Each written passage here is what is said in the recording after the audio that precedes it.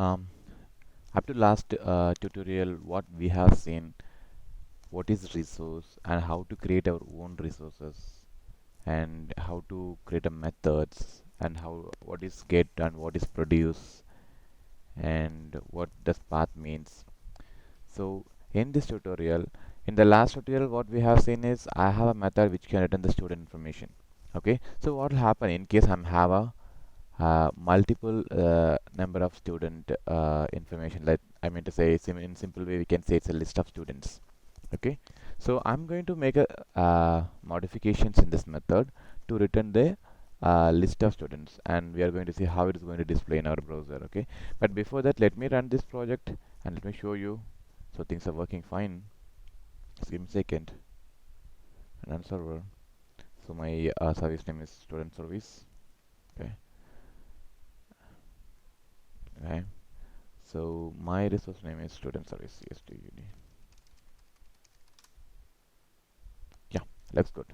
Okay, so I'm going to make the same. I'm going to make use of the same API, but now it is going to return the list of student result. Okay, okay. So I'm going to create a new list here. Okay, list of students,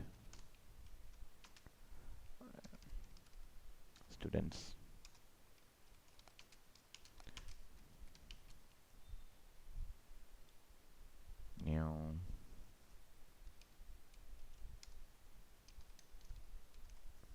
array list.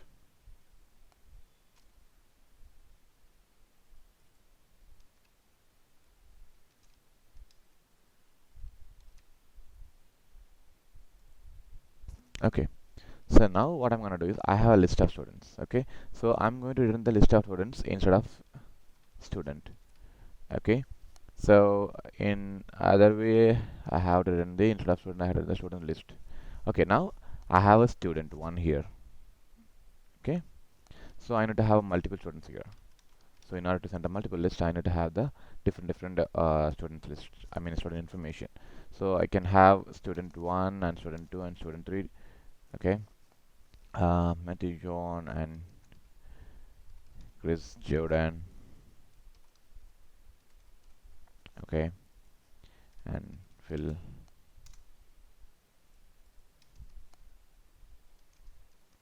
Carlson. Okay, I have 3 student information, so I'm going to add all the students into my list. Okay, students list is equal to arrays dot sorry arrays dot as list, and you need to provide the student 1 comma student 2 comma student 3. Okay, now it looks good. Okay, so just make sure everything is fine. So my path is student service, and I have a get method. Get method is nothing but calling the resources, and it is going to be produced the XML format. Okay, so let me once again let me restart the browser. I mean restart my Tomcat server. Okay, starting. Just give me a second.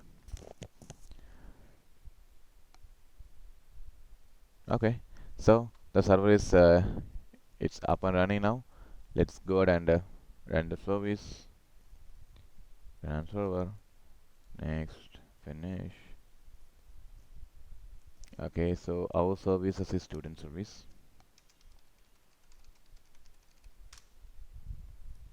Okay, what is wrong here? Okay, my service name is not correct. It has to be student service. Okay, why still I have only one student information here?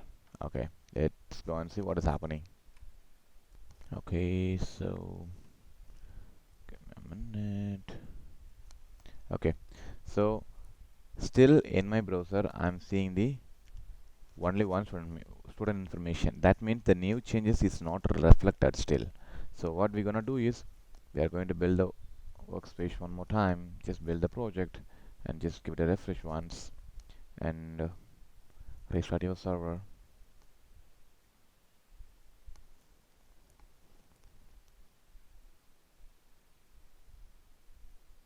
Okay, so it is start it is still starting. Okay, so it will take a while.